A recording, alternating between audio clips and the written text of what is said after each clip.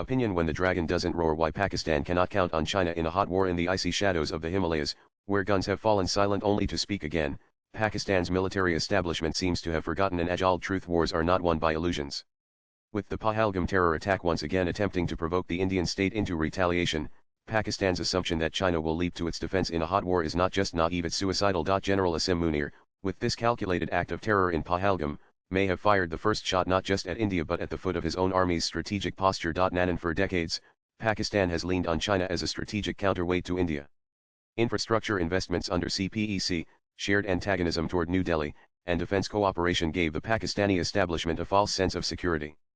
But when it comes to actual war, China's silence may be louder than its slogans. Nanan. India-China bilateral trade in 2023 stood at over 136 billion. Despite skirmishes in Galwan, both sides kept economic engines running. This isn't just pragmatism, it's survival. China has built its entire global posture on economic supremacy.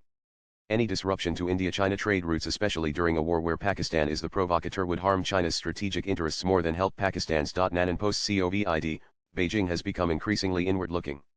Its focus is on stabilizing internal dissent, reviving the slowing economy, and expanding soft power via trade.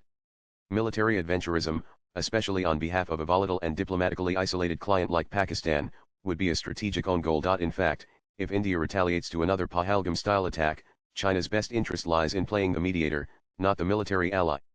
It wants to keep its investments in both countries safe, not choose sides. Nanan. Vladimir Putin's Russia has historically enjoyed good relations with India, but today, the relationship is not just good, it's strategic. Nanan. From S-400 systems to naval cooperation and BrahMos, Russia has directly contributed to India's warfighting capability. Moscow may be close to Beijing, but its ties with New Delhi are time-tested and steeped in mutual respect. In contrast, Pakistan remains on the periphery of Russian strategic calculus. Nanan. As Western sanctions bite, Russia needs India more than ever, for oil exports, rupee-ruble trade corridors, and alternative tech partnerships. If China attempts to supply Pakistan in wartime, Russia's logistical chokehold over Central Asia and key transport routes could be used to delay or deny supplies. Putin doesn't need to make bold declarations, he can quietly slow down Chinese logistical support, because he knows who his more reliable partner is. Nanan. The Pahalgam attack wasn't just an act of terror, it was a premature escalation by Pakistan's army chief, General Asim Munir. The timing and optics reveal more than Islamabad intended. Nanan. With inflation crossing 40% or a tanking rupee, and an IMF leash tighter than ever, Pakistan's military readiness is at an all-time low. Fuel is rationed, spare parts are in short supply, and even border outposts have reported electricity cuts. In this scenario, triggering a potential Indian military response, especially under a government seeking re-election, was reckless at best. Nanan. The Tehrik-e-Taliban Pakistan (TTP) is resurgent. Bullish insurgency is gathering steam. Gilgit-Baltistan is seeing murmurs of rebellion. Munir is fighting fires at home and playing with matches abroad.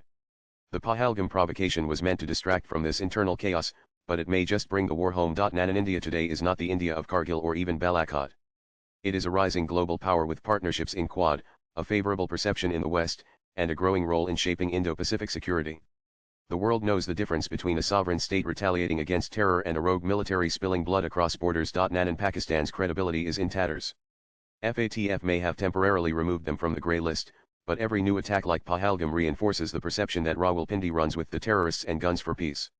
India, meanwhile, has invested deeply in multilateral forums and global narratives. Its voice today is not just heard, it is believed. Nanan. Saudi Arabia and UAE, once Islamabad's financial safety nets, have reoriented their diplomacy towards India. From strategic oil reserves to defense tech, India's clout in the Middle East now exceeds Pakistan's Islamic rhetoric. The OIC's lukewarm responses to Kashmir resolutions are proof. Nanan. If China attempts to arm Pakistan during war, it exposes its supply chains to Indian interdiction. Indian Navy's dominance in the Indian Ocean can choke CPEC lifelines and maritime routes from the Gulf to Gwadar. Nanan. With the INS Vikrant commissioned and a growing submarine fleet, India controls choke points like the Strait of Malacca and the Gulf of Aden far more decisively than China does.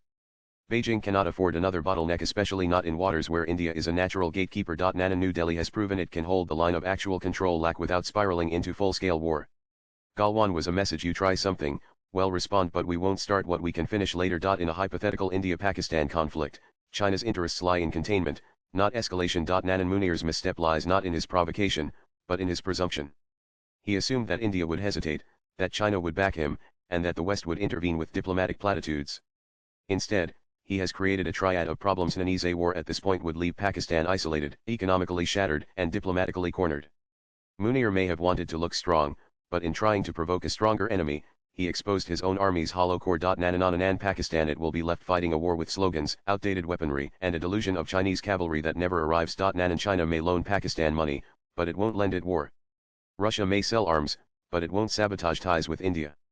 And Munir may provoke terror, but he won't provoke sympathy. Pahalgam wasn't a show of strength, it was a signal of desperation. Swipe left for next video. And in this chess game of geopolitics, Pakistan just made its move too soon, with no backup, no queen, and no endgame. The writer is a retired officer of the IRS and the former Director General of the National Academy of Customs, Indirect Taxes Narcotics. Views expressed in the above piece are personal and solely that of the author. They do not necessarily reflect News 18's views. Latest blogs.